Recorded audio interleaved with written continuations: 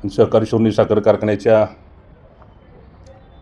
मागच्या 2-3 महिन्यापासून एक वेगळ्या पद्धतीच्या सगळ्या बातम्या आपल्यापर्यंत आलेल्या होत्या आणि आतापर्यंत आम्ही अधिकृत पत्रकार परिषद म्हणा काय न बोलवता प्रथमतः पहिलं सहकारी सोनी साखर कारखान्याच्या सर्व सभासदांचं, कारखान्याच्या कामगारांचं, ट्रॅक्टर मालकांचं, जे कारखान्यावर अवलंबून आहेत त्यांचं सर्वांचं पेमेंट प्रथमतः मला देणं क्रमप्राप्त होतं आणि म्हणून आम्ही न तुम्हाला भेटता विश्लेषण न देता आणि आमची वैयक्तिक कोणाचंही नाही, फक्त देणं ज्या सभासदांचं आहे, ट्रॅक्टर मालकांचं आहे, कामगारांचं आहे, अशांना पहिलं त्यांचं देणं देऊन त्यांची दिवाळी अतिशय चांगल्या मोठ्या थाटात चांगल्या पद्धतीने साजरी होण्यासाठी आम्ही सर्व सहकारी संचालक मंडळानं त्याचा पाठपुरावा करून आम्ही ह्या सगळ्या गोष्टी पूर्ण केलेल्या आहेत। प्रथमतः आज मागच्या 4 दिवसापूर्वी दिवाळी सणाच्या निमित्तानं सर्व साखर कारखान्यांनी दुसरा हप्ता काढलेला होता आणि आमच्याही सहकारी सोनी साखर कारखान्याच्या सभासदांना दिवाळीसाठी आम्ही हप्ता जाहीर केलेला होता आणि आज अतिशय आनंद होतो आहे की आज आपल्याला बोलवत असताना आत्ताच आमच्या खात्यावर पैसे जमा करून मी ते सगळे पैसे सभासदांच्या खात्यावर जमा करण्याची जबाबदारी आमच्या सर्व सहकारी संचालक मंडळाने घेतलेली आहे आणि हे सगळं करत असताना जो दुसरा हप्ता आमचा होता तो दुसरा हप्ता आम्ही सभासदांनी कुणीही मागणी नसतानासुद्धा सभासदांना दिवाळी आणि आता जे पावसामुळं अतिशय नुकसान भरपाई जास्त झालेली आहे आणि त्याच्यामुळं फुल ना फुलाची पाकळी म्हणून कारखान्याचीसुद्धा सहकारी सोनी साखर कारखान्याच्या माध्यमातून FRPपेक्षा जादा दर देण्याची जबाबदारी गेली 5 ते 6 वर्ष सहकारी सोनी साखर कारखाना पार पडतो आहे आणि तीच जबाबदारी आतासुद्धा 100 रुपयाचा हप्ता जमा करून आम्ही ती जबाबदारी पार पाडण्याचं धोरण आम्ही ठरवलेलं आहे आणि सगळं करत असताना काय आमच्यावर विरोधकांनी बिनबुडाचे आरोप आमच्या सर्व सहकारी संचालक मंडळावर सर्वांवर केलेलं आम्हाला मागच्या 2-4 वेळा आम्हाला मीडियाच्या माध्यमातून आपल्या माध्यमातून आम्हाला ऐकायला मिळालेलं आहे आणि म्हणून आज खरी पत्रकार परिषद मी आज आयोजित केलेली आहे। उद्या 2 दिवसांनी आपल्याला 31 तारखेला सहकारी सोनी साखर कारखान्याची वार्षिक सर्वसाधारण सभा आहे आणि सभा मोकळ्या मनानं बाहेर पटांगणात ठेवलेली आहे, त्याच्यामुळं कुणीही त्याचा गैरफायदा किंवा अपप्रचार न करता सर्व सभासदांनी या जनरल मीटिंगला सर्वसाधारण सभेला सर्व सभासदांनी उपस्थित राहावं या निमित्ताने मी आपल्या माध्यमातून विनंतीसुद्धा करतो आहे।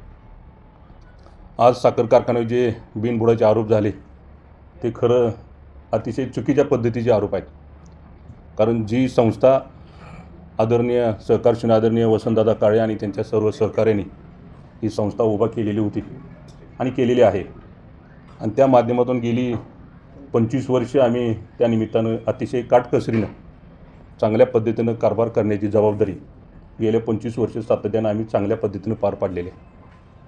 थोडे चढ उतार प्रत्येक व्यवसायामध्ये असतात हेही आम्हाला कल्पना आहे।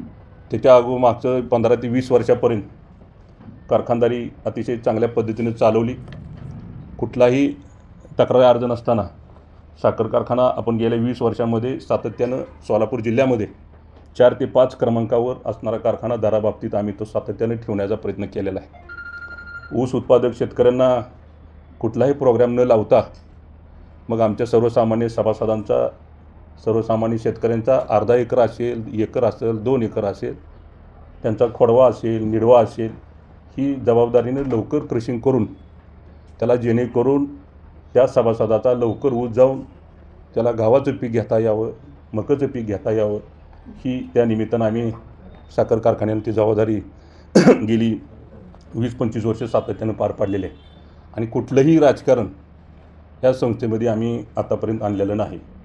जे काय दादांची जी आदरणीय सहकारी सोनी आदरणीय दादांचं जी शिकवण होती त्यांच्या विचाराचा वारसा आम्ही सर्व सहकारी संचालक मंडळ मिळून आम्ही पार पाडत आलेलो आहे आणि ती जबाबदारी ही संस्था उभा राहत असताना एक तालुक्याच्या विकासामध्ये सिंहाचा वाटा ह्या संस्थेच्या माध्यमातून आपल्याला बघायला मिळतो आहे आणि झालेला आहे। त्याच्यामुळे ही कारखानदारी उभा राहत असताना चालवत असताना गेल्या 15-20 वर्षामध्ये परिस्थिती अतिशय वेगळी होती आणि त्यावेळेस आदरणीय दादांनी दूरदृष्टी ठेवून सीताराम महाराज साखर कारखानासुद्धा लायसन आणून ठेवलेलं होतं. आणि मग आम्ही हा कारखाना सहकार शिरोमणी त्यावेळेचा चंद्रभागा सहकारी साखर कारखाना हा चालवत असताना जवळजवळ 6-6 महिने हा साखर कारखाना चालायचा आणि जवळजवळ म्हणजे 11.5, 12, 12.5% उतारा चांगल्या पद्धतीने मिळाला. आणि मग शेतकऱ्यांचा ऊस लवकर जावा ही मानसिकता पहिल्यापासून आमची सर्वांची आणि दादांची होती. आणि म्हणून दादांनी त्या टायमाला दूरदृष्टी ठेवून दुसऱ्याही साखर कारखान्याचं लायसन काढून ठेवलेलं होतं. आणि मग तीसुद्धा जबाबदारी आम्ही सर्व संचालक मंडळ त्यावेळेस सभासदांनी सर्वांनाच आम्हाला जवळजवळ 50-50 तास कारखाना म्हणजे वाहनवाल्याला वेटिंग थांबावं लागत होतं. आणि म्हणून सीताराम कारखानासुद्धा उभा करण्याचं धोरण ठरवलं. आणि मग तो सीताराम साखर कारखाना उभा केला. एका बाजूला चंद्रभागा आणि सहकार शिरोमणी साखर कारखानाही चालू केला, मॉडिफिकेशन केलं. आणि हे सगळं चालवत असताना कारखानदारी उभा राहत असताना गेली 25 वर्ष मित्रांनो मी सातत्यानं अतिशय जीवापाड आणि शेतकऱ्यांचं एक मुलगा म्हणून काम करत असताना राजकीय कुठलंही स्थान माझ्याकडं नव्हतं, कुठलीही राजकीय पाठबळ नव्हतं. आणि तरीसुद्धा या दोन्ही साखर कारखान्या माध्यमातून असेल, आपल्या पतसंस्था असतील, परत बँका असतील, शिक्षण संस्था असतील, ह्या माध्यमातून सगळं जवळजवळ 1000 कोटीचा टर्नओव्हर गेली 15-20 वर्ष राजकीय स्थान नसतानासुद्धा अतिशय काटकसरीनं आम्ही तो टर्नओव्हर आणि कारखाने चालवण्याचा प्रयत्न आम्ही जरूर त्या पद्धतीने केलेला आहे. सांगण्याचा उद्देश एवढाच आहे की आज कारखानदारी चालवायमधली पाठबळ आणि राजकीय ताकद तेवढी मोठी उभा पाठीमागं राहिली पाहिजे असते. पण त्यातून फक्त मला लोकांचा आणि शेतकऱ्यांचा विश्वास मात्र आम्हाला त्या निमित्तानं मिळालेला. कारण दादांचं राजकारण हे उभा करत असताना दादांनाही कुठली राजकीय पार्श्वभूमी नव्हती. फक्त सभासदांच्या विश्वासावर आणि तालुक्यातल्या सर्वसामान्य नागरिक आणि शेतकऱ्यांनी दादांना अतिशय चांगलं सहकार्य त्या निमित्तानं केलं. आणि म्हणून तिथून राजकारण आम्हाला कळायला लागलं आणि ती जबाबदारी आम्ही त्या निमित्तानं पार पाडतो आहे. आणि म्हणून आज कारखानदारीवर मात असेल किंवा कल्याणराव काळे कुटुंबियावर खालच्या थराला जाऊन काही ठराविक लोकांनी टीका करण्याचा प्रयत्न जरूर त्या पद्धतीने केलेला आहे. आणि मग अशा पद्धतीने ज्यांनी टीका केल्या त्यांना मला आपल्या माध्यमातून एवढंच आव्हान आहे किंवा माझी विनंती आहे की आपण स्वतः एखादी संस्था उभा केली का? एवढा मोठा व्यवसाय कोणी केला का?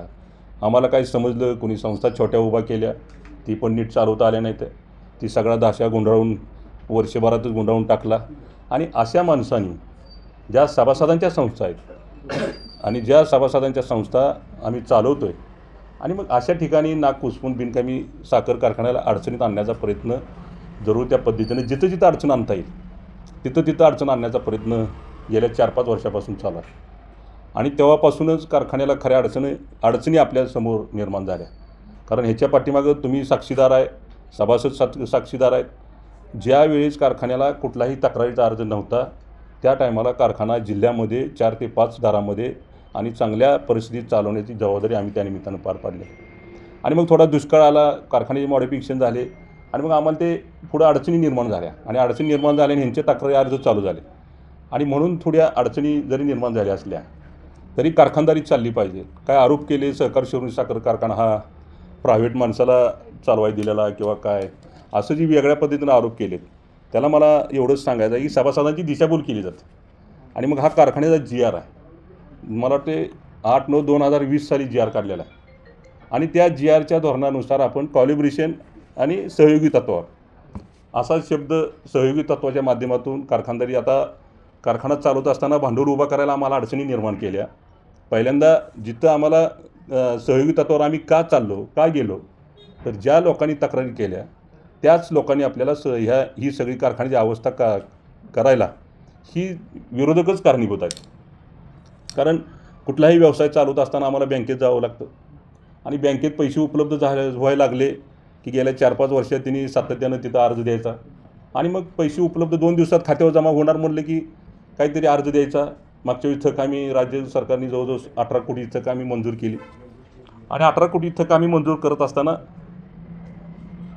करत असताना ताबडतोब पैसे 2 दिवसात खात्यावर जमा होणार म्हणलं की ह्याच लोकांनी माझ्याकडे त्याची प्रूफ आहे.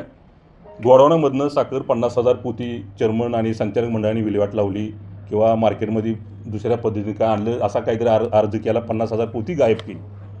आणि त्याच्यामुळे मित्रांनो काय झालं की फरक एवढाच पडला की पैसे 2 दिवसात जमा होणार आहे त्या बँकेने ती होल्ड केले पैसे आणि त्या अर्जाची चौकशी लावली आणि त्या अर्जाची चौकशी लावल्यामुळं त्याला 3 महिने गेले.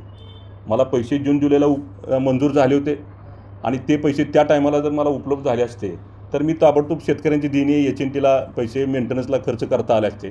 त्याच्यामुळे 3-4 महिने मला त्या चौकशीत गेले आणि ते पैसे कारखाना चालू व्हायच्या अगोदर 8 दिवसात आम्हाला परत चौकशीमध्ये काहीच साध्य झालं नाही. एका पोत्याचा सुद्धा घोळ झालेला नाही. आणि मग त्याच्यामुळं फक्त तोटा एवढाच झाला आमच्या सभासदांचा की 3 महिने पैसे पहिल्यांदा मिळायला पाहिजे होते, ते उशिरा मिळाले. मला HNTला पैसे देता आले नाहीत. त्याच्यामुळे वाहनवाल्यांना टोळ्या उपलब्ध झाल्या नाहीत आणि म्हणून पैसे उशिरा मिळाल्यामुळं मी लॉसमध्ये गेलो. आणि मग तिथून आम्हाला अडचणी अशा येत गेल्या. परत आम्हाला पैसे आपल्याला राज्य सरकारने गव्हर्नमेंटने 146 कोटी रुपये दिले. आता हे 146 कोटी रुपये काही कारखान्या खात्यावर डायरेक्ट आलेले नाहीत. MEC बँक आमची लीड बँक आहे. MEC बँकेच्याच माध्यमातून ते पैसे उपलब्ध झाले. गव्हर्नमेंटनं MEC बँकेला थक आम्ही दिली. जे बाकीच्या कारखान्याला NCDCच्या माध्यमातून जे पैसे आले ते पैसे डायरेक्ट कारखान्याच्या खात्यावर आले आणि आमचे जे पैसे आले MEC बँकेने 5 कारखाने त्यात घेतले अजितदादांनी आणि त्यावेळेच्या मुख्यमंत्र्यांनी घेतले आणि त्यात आपल्या कारखान्याचं नाव होतं. आणि मग आम्हाला त्यांनी सांगितलं की 9% व्याजाने NCDCचे पैसे मिळतात आणि MEC बँकेचे पैसे 7% व्याजाने मिळतात. मग तुम्ही NCDCकडे कशाला जाता, 7%नंच पैसे घ्या.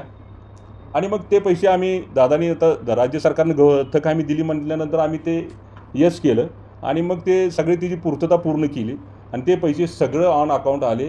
त्यांनी त्या बँकेचे पैसे भरून घेतले. काही इतर बँकेनं पैसे पाठवले. जवळजवळ 102 कोटी रुपये आमचे बँकेलाच गेले. राहिलेले पैसे FRP पूर्ण करण्यासाठी डायरेक्ट शेतकऱ्याच्या खात्यावर गेले. जवळजवळ 26-26.5 कोटी रुपये डायरेक्ट शेतकऱ्याच्या खात्यावर गेले. आणि मग त्यातून राहिलेले पैसे आम्ही त्या सीझनला वापरले. काय कामगाराची देणी होती, काय प्रायव्हेट फंड आहे, सगळा त्याचा पुरवणीशी 1 रुपयाचा विनियोगमध्ये 1 रुपयाचा इकडं तिकडं अजिबात फरक नाही. आणि या सगळ्या गोष्टी आम्ही शेवटी सभासदांच्या हितासाठी केली. आणि मग सांगण्याचा उद्देश एवढा होता, त्या टायमाला सुद्धा पैसे मंजूर झाले म्हणलं की ह्यांनी लगेच ह्या महाशयांनी तिथं बँकेत अर्ज दिला आणि मग ते पैसे आम्हाला 2 टप्प्यात मिळाले. ते सुद्धा 1 टाईममध्ये पैसे मिळाले. कारण पहिले पैसे दिले, परत आम्हाला चौकशी पूर्ण झाल्यानंतर राहिलेले पैसे त्याला 6 महिने गेले. म्हणजे ह्या सातत्यानं खऱ्या अर्थानं सर्वसामान्य सभासदांच्या म्हणजे जिथं सर्वसामान्य सभासदा हिताचं धोरण आम्ही घेतो आहे तिथं मात्र मिठाचा खडा टाकायची जबाबदारी ह्याच साहेबांनी महाशयांनी प्राधान्यानं केलेली आहे. आणि आता उलट तेच आम्हाला वेगळ्या पद्धतीनं आणि सभासदांची दिशाभूल केली जाते. दुसरा विषय झाला की आम्हाला पैसे भांडवल कमी पडायला लागल्यानंतर आम्ही परत इतर कोऑपरेटिव्ह बँकेत गेलो. मग मनोरमा बँक असेल, धनश्री बँक असेल किंवा सिंधुदुर्ग रत्नागिरी बँक असेल. काही संचालकांनी मदत केली. संचालकाच्या नावावर प्रॉपर्टी आम्ही मॉर्गेज, संचालकाच्या प्रॉपर्ट्या मॉर्गेज करून, काय वैयक्तिक माझी प्रॉपर्टी मॉर्गेज करून जवळजवळ 25-30 कोटी रुपये आम्ही ह्या 2-3 बँकेतून, धनश्री बँकेत असेल, मनोरमा मागं नावं घेतल्या पद्धतीनं ह्यातून आम्ही ते पैसे उपलब्ध केले. आणि ते परत आम्हाला ते कारखान्यात पैसे आणून ते कारखाना चालवायची पाळी आली. जरी आली तरी सीझन कमी कॅपॅसिटीनं चालला आणि तरीसुद्धा मला शेतकऱ्याचा दर चांगला द्यायचा होता. सभासदांच्या FRPपेक्षा आम्हाला 500-700 रुपये किंबहुना एका सीझनला 10-20 कोटी तोट्यात आला असला तरी तो तोटा सहन करून आम्ही बाहेरनं पैसे उपलब्ध करून कारखानदारी आणि शेतकऱ्याला चांगला दर देण्याची जबाबदारी आम्ही पार पाडलेली आहे. तिथंसुद्धा ह्या लोकांनी तिथं पैसे मिळतात म्हटल्यानंतर तिथंसुद्धा प्राधान्यानं ह्याच माणसाने जी तक्रार करतात त्याच माणसाने तिथं आपण अर्ज दिले. तिथंही जाऊन विचारलं तुम्ही ह्यांना पैसे कसे दिले, कसे उपलब्ध झाले. आज कारखानदारी चालवायची म्हणलं की कोण उशाला पैसा घेऊन बसत नसतो. आज बँकेतून, पतसंस्थेतून, अशातूनच आपल्याला पैसे उपलब्ध करावे लागतात आणि मग ती कारखानदारी आम्हाला सभासदांच्या हितासाठी आम्हाला ती चालवावं लागते. आणि ह्या मी एकटाच करत नाही. राज्यातले जवळजवळ 180-190 कारखाने आहेत. त्यात कोऑपरेटिव्ह असतील, प्रायव्हेट असतील, हे सगळ्यांना त्यातून जावं लागतं. आणि मग त्या जबाबदारीने ही प्रॅक्टिस आम्ही सातत्यानं पहिल्यापासून आपण करत आलेलो आहे. आणि मग ह्या सगळ्या गोष्टी करत असताना परत कारखान्याला ह्या अडचणीत आणण्याची जबाबदारी ह्याच लोकांनी घेतलेली आहे. आणि मग शेवटी परत आम्ही हा कारखाना शेवटी आपल्याला भांडवल उभा राहीना. कारण आमचे वैयक्तिक प्रॉपर्टी मॉर्गेज करूनही पैसे टाकले तरीसुद्धा कारखानदारी अंडर कॅपॅसिटीने यांच्या तक्रारीमुळे 3-4 वर्ष कारखानदारी अंडर कॅपॅसिटीने चालली. आणि ते अंडर कॅपॅसिटी चालल्यामुळं फुलफिल क्रशिंग झालं नाही. पैसे लवकर उपलब्ध न होऊ दिल्यामुळं, ह्या लोकांनी न होऊ दिल्यामुळं, पण तरी पण आम्ही धाडसानं उपलब्ध करून कारखानदारी तोट्यात का असेना पण ती चालवण्याचा प्रयत्न आम्ही जरूर त्या पद्धतीने केला. पण आता हा सीझन चालू करत असताना सगळीकडनंच आम्ही ब्लॉक झालो आणि म्हणल्यानंतर आम्ही सर्व सहकारी संचालक मंडळाने निर्णय घेतला. कारण हा सीझन पण मोठा आहे आणि हा कारखाना बंद राहिला तर आमच्या सभासदांचं 1-2 एकर जो शेतकरी आमच्या सहकारी साखर कारखाना जो अवलंबून आहे त्याची अवस्था काय होईल. हे चित्र आमच्या सर्व सहकारी संचालक मंडळाच्या डोळ्यासमोर आलं आणि मग आम्ही निर्णय सगळ्यांनी घेतला, कारण पैसे तर उपलब्ध होईना, बॅलन्स शीट आमचं तोट्यात आलं. आम्ही वैयक्तिक प्रॉपर्ट्या मॉर्गेज करून पैसे टाकले, तरी पण मागच्या वेळी 1.5 लाख टन क्रशिंग झालं, त्याच्या अगोदर 2.5 लाख झालं, त्याच्या अगोदर 3.5 लाख झालं, त्याच्या अगोदर 4 लाख टन झालं. खरं क्रशिंग ज्या टायमाला तक्रारी नव्हत्या त्या टायमाला 5 लाखाच्या पुढं क्रशिंग आतापर्यंत झालेलं आहे. पण ह्या महाशयांनी तक्रार केल्यापासून खरं सभासदांचं नुकसान कुणी केले तर ह्या जिनी तक्रार केली त्याच लोकांनी सभासदांचं नुकसान केलेलं आहे. आणि म्हणून आम्ही शेवटी राज्य सरकारच्या गव्हर्नमेंटचा GRचा 2020 सालच्या GRचा फायदा घेतला आणि त्या निमित्तानं आम्ही बोत्रे पाटलांना अप्रोच झालो. 2 मिटिंगा झाल्या आणि आमच्या मानसिकता एवढीच होती प्रामाणिक की हा सीझन अतिशय चांगल्या पद्धतीनं पार पडला पाहिजे. जसं सभासद आपल्या कारखान्यावर अवलंबून आहे त्यांना कुठेही धक्का लागता कामा नये, त्यांचा ऊस लवकर गेला पाहिजे, त्याला दर चांगला मिळाला पाहिजे, तिथल्या कामगाराला पगार चांगला मिळाला पाहिजे, ट्रॅक्टर मालकाला तोंडी वाहतूक चांगल्या पद्धतीने मिळाली पाहिजे, तिथं आजूबाजूला कर्मचारी आहेत किंवा इतर व्यवसाय आहेत त्यांचे व्यवसाय चांगले चालले पाहिजे. ही मानसिकता आमची असल्यामुळं आम्ही हा निर्णय घेतला. नाहीतर बँकेनी त्यांचं ह्या विरोधकांचं मत तेच होतं की बँकेनी जप्त कारखाना करावा आणि मग हा कारखाना बंद पडावा आणि मग ही सगळी लोकं म्हणजे सैरावैरा व्हावेत, नुकसान भागातल्या लोकांचं व्हावं, हीच ह्या लोकांची विरोधकांची मागणी होती. पण ती आम्ही होऊ दिली नाही. आमची सर्व सहकारी संचालक मंडळाने निर्णय घेतला आणि मग बोत्रे पाटलांकडे आम्ही अप्रोच झाल्यानंतर 2 मिटिंग आमच्या झाल्या आणि मग सहयोगी तत्वावर, आता ही सहयोगी तत्व कॉलिब्रेशन म्हणजे सहयोगी तत्वावर कारखानदारी चालवत असताना GRचा फायदा आपण घेतलेला आहे. म्हणजे गव्हर्नमेंटनं ही GR काढलेला आहे आणि त्या GRच्या माध्यमातून हा चालवाय दिलेला नाही. पहिली गोष्ट मी तो मुद्दा क्लिअर करतो. हा भागीदारी तत्वावर आपण आपले बॅलन्स शीट पैसे उपलब्ध होत नसतील तर हा GR काय सांगतो सहयोगी तत्वावरचा की संचालक मंडळ असेल, सभासद असतील, त्यांचे सगळे अधिकार शाबित ठेवून कारखान्याचे चेअरमन असतील, व्हाईस चेअरमन असतील, सर्व संचालक मंडळ असतील, हे सगळे अधिकार शाबित ठेवून हा GR असा सांगतो की एखाद्या संस्थेला पैसे आता जवळजवळ 100 कोटी रुपये ह्यावेळेस आपल्याला पाहिजे होते आणि एवढे पैसे उपलब्ध करायचे झाले तर आपल्याला आपलं बॅलन्स शीट जर कमकुवत झालं असलं आणि आमच्या वैयक्तिक प्रॉपर्टी पण अडकल्या गेल्या आणि मग या सगळ्या गोष्टीचं उत्तर कुठं आलं तर ह्या GRचा फायदा आम्ही घेतला आणि मग ओमकार शुगरनी त्यांच्या वैयक्तिक त्यांचे दुसऱ्या प्रॉपर्टी त्यांनी मॉर्गेज केल्या, दुसऱ्या कारखान्याच्यावर पैसे त्यांनी उचलले आणि मग आम्हाला ते पैसे कुठेही करार आमचा झालेला नाही, कुठेही आमची सही ॲग्रीमेंट झालेलं नाही. मग मी त्यांना म्हटलं साहेब आपल्याला आता ही सगळे प्रोसिजर पार पाडायची म्हणलं तर ह्याला जवळजवळ 6 ते 9 महिने 6 महिने आरामशीर ह्या प्रोसिजरला लागतात आणि तोपर्यंत कारखानदारी बंद ठेवायची का, आपल्या भागातल्या सभासदांचा ऊस क्रशिंग करणं बंद ठेवायचं का. तर आम्ही त्यांना विनंती केली की साहेब आम्ही सगळ्या प्रोसिजर आम्ही पूर्ण करतो, तोपर्यंत आम्हाला हात उसने पैसे द्या. आणि मग हात उसने पैसे आम्ही त्यांच्याकडनं घेतले. त्याही माणसांनी जवळजवळ 35-40 कोटी रुपये म्हणजे 20 कोटी तर आम्हालाच डायरेक्ट दिले, राहिलेले पैसे त्यांनी बँकेत भरले कारण बँकसुद्धा आमची NPS चालली होती आणि मग तिने हे पैसे दुसऱ्या संस्थेवर तिने काढले आणि मग आपल्याला जवळजवळ ते पैसे पूर्ण करून दिले. आणि आमची मानसिकता सर्व सहकारी संचालक मंडळाचा एकच ध्यास होता की पहिली FRP पूर्ण झाली पाहिजे, त्याच्यानंतर सभासदांचे पैसे दिल्यानंतर कामगारांचे पैसे वन टाईम पगार काढला पाहिजे आणि मग ट्रॅक्टर मालकांचे मग इतर हे जे आपल्याला पैसे काढता येतील आणि त्या पद्धतीनं ते पैसे उपलब्ध केले आणि मग आम्ही आज इथंपर्यंत आलो. तरीसुद्धा ह्या साहेबांना ज्यांनी विरोध केला त्यांना हे सुद्धा पचलं नाही, कारण सभासद ती बघतील सगळं. कारण हे पैसे मिळायला लागल्यानंतर पैसे देऊ नका म्हणून बोत्रे पाटलांच्या ऑफिसमध्ये पुण्यामध्ये जाऊन ही दोघं-तिघं गेली आणि तिथं त्यांना बोत्रे पाटलांना सांगितले की तुम्ही ह्या संस्थेला कारखान्याला पैसे देऊ नका, आम्ही कोर्टात जाणार आहे, आम्ही असं करणार आहे, आम्ही तसं करणार आहे. पण बोत्रे पाटलांनी त्यांना कुठेही जागा दिलेली नाही. ताबडतोब त्याने पैसे उपलब्ध करून मला आपल्याला सर्वांना सभासदांना पैसे देण्याची जबाबदारी आम्ही त्यानिमित्तानं पार पाडलेली आहे. हा कायदा सांगतोय, हा कायदा जरूर आम्ही आता उद्या जनरल मिटिंगमध्ये म्हणजे ह्याचा अर्थ आम्ही ॲग्रीमेंट केले असं नाही, सगळ्या गोष्टी ठरलेत असं नाही. नाही तर परत भारत आमचा बनल की तुम्ही सगळंच अगोदर सांगितलं, सगळंच अगोदर केले, असा परत एखादा प्रश्न उपलब्ध होऊ शकतो.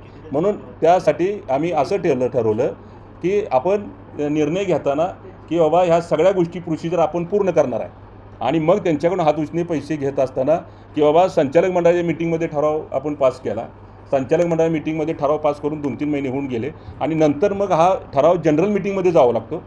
जनरल मिटिंगमध्ये सभासदांनी संचालक मंडळ जनरल मिटिंगला शिफारस करतं आणि जनरल मिटिंगमध्ये सभासदांच्या पुढं हा ठराव मांडला जातो आणि मग सभासदांना ह्या सगळ्या गोष्टी सांगितल्या जातात आणि सभासदांच्या माध्यमातून हा ठराव मंजूर झाल्यानंतर मग साखर आयुक्ताकडे हा ठराव म्हणजे प्रोसिडिंग जातं आणि साखर आयुक्ताकडे प्रोसिडिंग गेल्यानंतर त्याच्यावर राज्य सरकारची मंत्री समिती बैठक आहे, मिटिंग आहे सहकार मंत्र्यांच्या अध्यक्षतेखाली, त्यांच्याकडे हा परत ठराव जातो आणि मंत्री समितीनंतर परत हा ठराव कॅबिनेटमध्ये जातो आणि मग त्याला ती मान्यता मिळते. असं ह्याचं प्रोसिजर आहे. ह्याच्यामुळं ह्याच्यात सहयोगी तत्वावर आम्ही हा कारखाना मॅनेजमेंट किंवा इतर सगळ्या गोष्टी आपल्या सगळ्या अधिकार ठेवून संचालक मंडळाला ऊसाला चांगला दर, आमच्या ऊस उत्पादक सभासदांच्या ऊसाला चांगला दर देण्याची जबाबदारी त्यात प्राधान्यानं राहणार आहे. कारखान्याच्या कामगाराची पेमेंट टायमाला मिळाले पाहिजे. इतर सगळ्या फॅसिलिटी सभासदांच्या सगळ्या गोष्टी आपल्या सभासदांच्या फॅसिलिटी सगळ्या सभासदांच्या फॅसिलिटी चालू ठेवायच्या आहेत. इलेक्शन किंवा जनरल मिटिंग किंवा आपली बोर्ड मिटिंग, जनरल मिटिंग आणि प्रत्येक 5 वर्षाला इलेक्शनसुद्धा पार पडणार आहे. ह्या पद्धतीची प्रोसिजर त्या निमित्तानं आहे. आता हा कारखाना किती वर्ष द्यायचा, काय द्यायचा, हा प्रश्न राज्य सरकारचा आहे आणि राज्य सरकार त्यांचे अधिकार ठरवणार. आपल्या कारखान्याची लॅबिलिटी किती आहे, काय आहे, ह्या सगळ्या गोष्टी ठरवून पुढं आपण जाणार आहे. त्यामुळं हा सगळ्या अतिशय व्यवस्थित आपण त्यानिमित्त म्हणजे आमचा हेतू एवढाच होता की कारखाना बंद नाही पडला पाहिजे आणि ह्या भागातल्या सभासदांचा ऊस लवकर गेला पाहिजे. आज मी सीताराम कारखाना उभा केला, सहकार शिवणी साखर कारखाना एका बाजूला वाढवला. म्हणजे मला सांगा, ह्या दोन्ही कारखान्याला ह्या भागातलीच कर्मचारी सभासद किंवा आपल्याच भागातली मुलं कामाला लागली, आपल्याच भागातल्या लोकांचा ऊस लवकर जायला लागला. तिथं काय कल्याणराव काळेचा वैयक्तिक किंवा संचालक मंडळाचा वैयक्तिक या दोन्ही कारखान्याला ऊस जात नाही. फक्त एवढंच धोरण आदरणीय दादांनी जी शिकवून आमच्यासमोर दिलेली आहे की सर्वसामान्य ऊस उत्पादक सभासदांसाठी, आणि दादांचं त्या टायमाला बोलणंच होतं की काही कारखानदारांची मोनोपल्ली होती आणि मग कारखान्याचा चेअरमन ऊस उत्पादक सभासदांच्या दारात गेला पाहिजे की मला ऊस द्या, मला ऊस द्या, त्याशिवाय आपल्या सभासदाची ताटमान होणार नाही.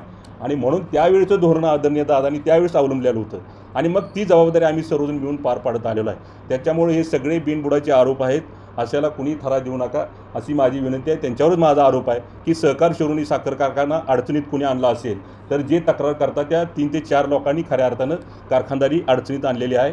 सभासदांच्या म्हणजे त्यांच्यामध्ये सभासदांचा जो विश्वास आहे तो विश्वास तसाच राहिलेला आहे. कारण मी 1-2 इलेक्शन त्यांनी केले, त्याच्या अगोदर बिनविरोधी इलेक्शन आपलं झालं. नंतर ह्याच माणसांनी 2 वेळा इलेक्शन लावण्याचा प्रयत्न केला, तरीसुद्धा तिथं टेम्पो भरून पुरावे पुढं आणले, एवढा अपप्रचार केला.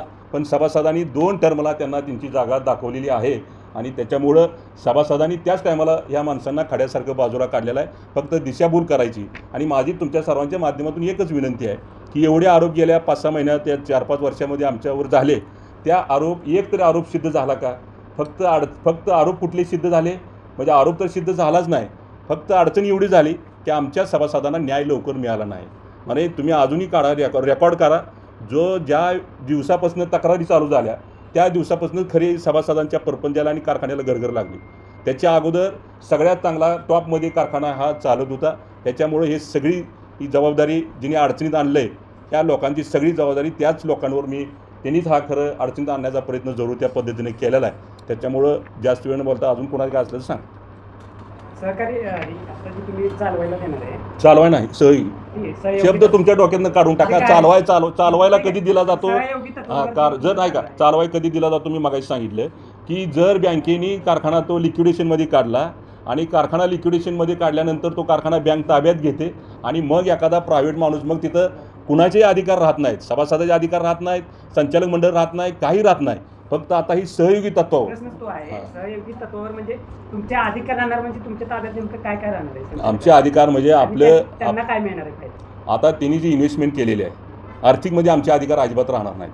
फक्त आपल्या भागातल्या आपलं मिटिंग राहणार, बोर्ड मिटिंग आपली राहणार, आपल्या भागातले कामगार राहणार, त्यांच्या अडचणी सगळ्या काय असतील ते आम्ही सोडवणार आणि आपलं इलेक्शन प्रत्येक 5 वर्षाला होणार.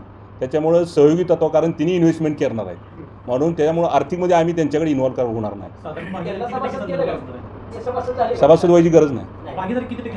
भागीदारी वगैरे ती मगाशी मी तुम्हाला सांगितलं, हा विषय आमच्यावर नाही. त्याच्यावर कारखान्याची लॅबिलिटी बघितली जाते आणि ती लॅबिलिटी फिक्स केल्यानंतर त्याच्यावर मंत्री समिती म्हणजे शासन निर्णय घेत असतं. तो निर्णय आम्ही संचालक मंडळ आम्ही काही घेऊ शकत नाही. कोणाचा तर राहणार नाही, सभासदांचा कोणाचा आक्षेप राहणार नाही. कारण सभासद बांधील कुठं आहे? ऊसाला दर चांगला मिळाला पाहिजे, ऊस लवकर गेला पाहिजे आणि आपल्या भागातली पोरं कामाला लागली पाहिजे, हाच विषय आहे. बाकीचा काय सभासदांचा ह्याच्यात म्हणजे त्यांचं म्हणजे महत्त्वाचा विषय कुठं राहतो आहे की तिथंच त्यांच्या येणाऱ्या ऊसाला दर चांगला मिळाला पाहिजे, ऊस माझ्या भागातला सभासदाचा ऊस लवकर गेला पाहिजे, ही त्यांच्या राहणार आहे. बाकीचं काय सर्वसाधारण जी सभा होणार आहे सर्वसाधारण सभा ही रुटीनमधली सर्वसाधारण सभा आहे. ही काय त्यासाठी आपण घेतलेली नाही. प्रत्येक वर्षी ही सर्वसाधारण वर्षातून एक सभा असते आणि त्याच्यात रेग्युलर हा विषय आहे. सभासदांची परवानगी घेणं बंधनकारक आहे असं तुम्ही आता हो सांगितलं. हो उद्या ठरवू. सभासदांची 100 रुपये चर्चा झाली आहे. मीटिंगमध्ये किती वर्षाचे 100 रुपये दर दिला तुम्ही आता याचा फायदा होईल का सीझनला? 100% आता मला सांगा, ज्या टायमाला आम्ही हा सगळ्या चर्चा झाल्या, सहयोगी तत्वावर झाल्यानंतर याचा अर्थ आम्ही चांगला चालवला नाही असं नाही, परत तुम्हाला काहीतरी म्हणजे तेवढंच मिळतं काहीतरी, तर आम्ही कारखानदारा चांगली चालवली. फक्त आम्हाला भांडवल कमी पडलं या तक्रारीमुळं. ते भांडवल उपलब्ध करायचाही पण प्रयत्न प्रामाणिकपणाने केलेला आहे, तरीसुद्धा तिथं भांडवलच कमी पडलं. म्हणून आम्ही हा निर्णय घेतलेला आहे. त्याच्यामुळं सभासदांना चांगला दर देणार. त्या आता ह्या 100 रुपयाचा जो फायदा तुम्ही म्हणताय, तर 100 रुपयाचा फायदा आज असा झाला की आता आमच्याकडे जवळजवळ 8-9 हजार एकराची नोंद होती. आता ती नोंद आज तुम्ही शेती खात्याला विचारा, आमच्या कोणीही फोन करून विचारा, जवळजवळ 15-16 हजार एकराची नोंद झाली. म्हणजे जवळजवळ 5 लाखाचं टार्गेट आता पुढच्या वर्षी हा कारखाना सीझन पूर्ण करणार आहे. करताना 5 लाख क्रशिंग पूर्ण होणार आहे. आणि हा ऊस काय बाहेरचा येणार नाही. आमची मानसिकता म्हणजे दादांचं किंवा आमचं तेच मत होतं की आमच्या सर्व संचालक मंडळात की आपल्या भागातला ऊस लवकर गेला पाहिजे, हाच उद्देश आहे. आणि आज बोत्रे पाटलांच्या माध्यमातून तुम्ही बघताय की आम्ही असा कुठला माणूस निवडला नाही की त्याला कारखान्यातला अनुभव नाही किंवा कुठला तर प्रायव्हेट दुसरा माणूस धरून आणला आहे, असं न करता ज्या बोत्रे पाटलांनी इतर कारखाने घेऊन जिथं चांगला दर देण्याची जबाबदारी त्यांनी पार पाडलेली आहे, त्या धर्तीवर नुसते बोत्रे पाटलाचं नाव आलं तर आज एवढं मोठं मला म्हणजे त्याला बेनिफिट कारखान्याला आणि इथल्या भागातल्या सभासदांचा झाला की काय ठराविक कारखान्याची मोनोपल्ली 100% मोडीत निघणार आहे. 100% मोडीत निघणार.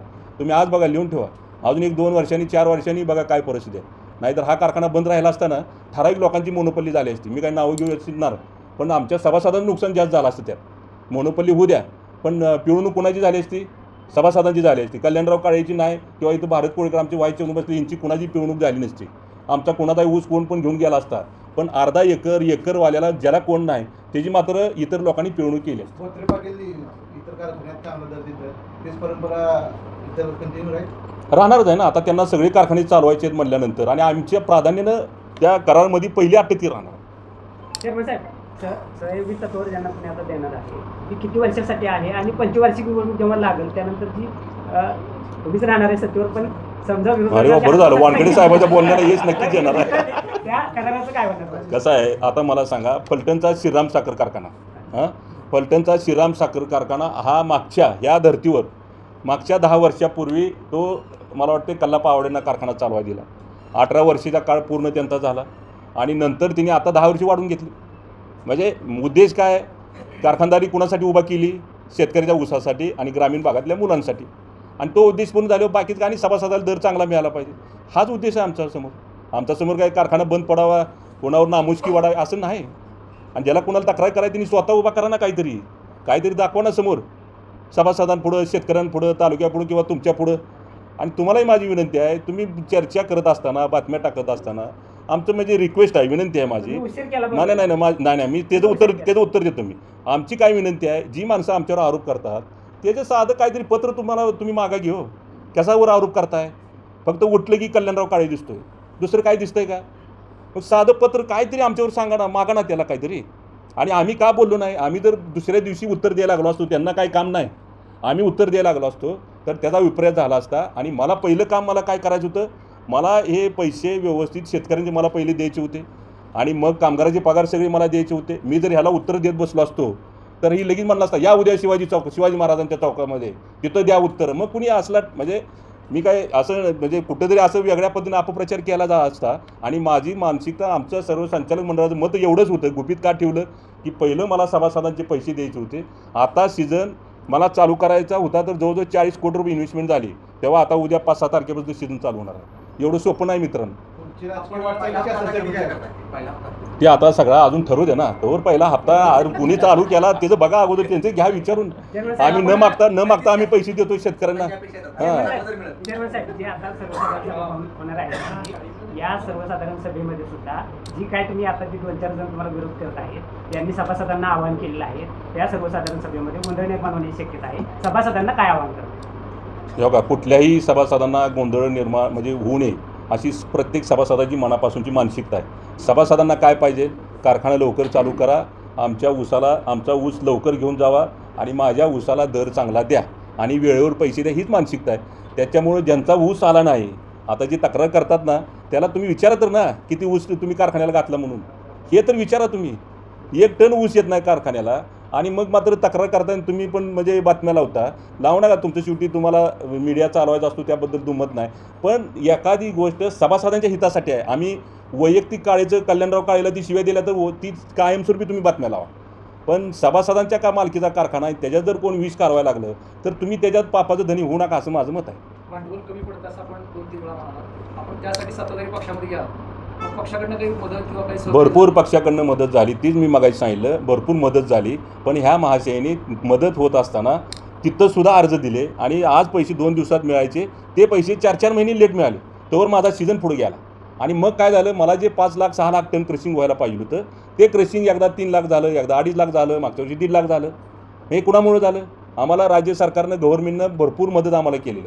फक्त हिने काय सांगितलं, 50,000 पोती विकली गेली परस्पर आणि मग पैसे जमा होणार होते 2 दिवसात, ते पैसे 3 महिन्याने आम्हाला मिळाले आणि एक पोत्याचा कुठं घोळ नाही.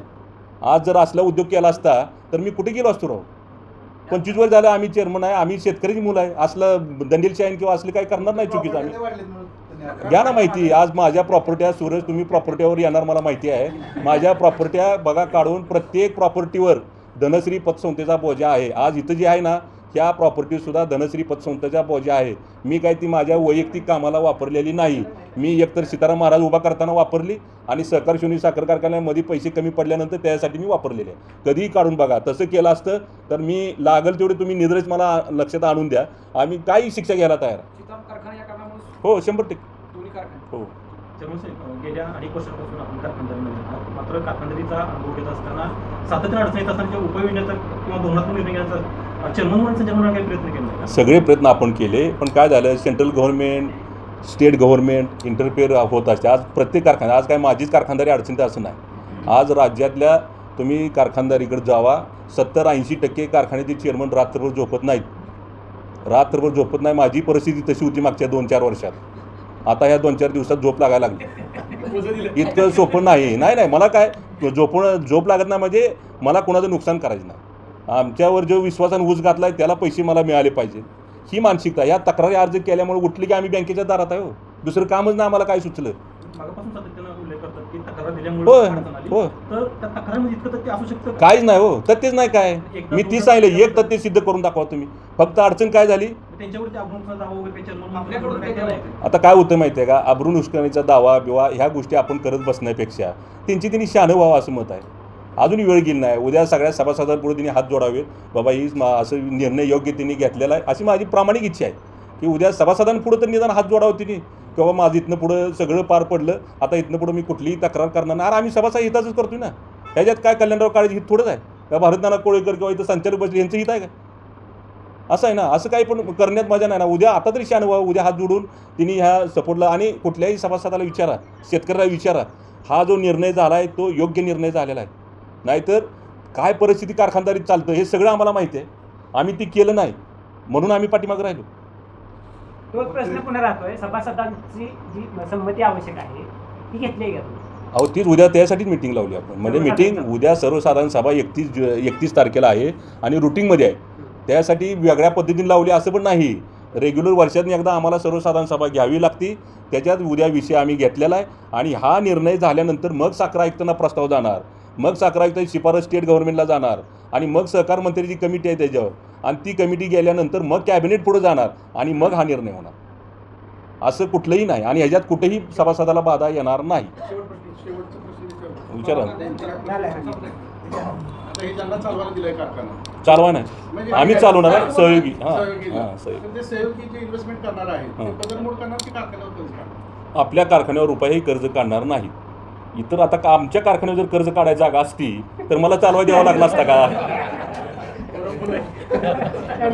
म्हणजे यांच्या आशीर्वादानं 3-4 महिने झालं सुनील दराव आमचा कारखाना म्हणजे अडचणीत ह्याच लोकांनी आणला. अंडर कॅपॅसिटी चालल्यामुळे तोटा झाला. बरं उद्या तोटा भरून काढायला म्हणलं तर सभासदांना दर कमी द्यावा लागत होता. आज मला सांगा, आम्ही शेतकरी आहे, 2000 माझी FRP आहे तरी मी 29 रुपये दर दिला. म्हणजे ही कुणासाठी केलं? शेतकऱ्यांसाठीच केलं ना. नाही तर सभासदांना दर कमी दिला असता तर माझा तोटा भरून निघाला असता.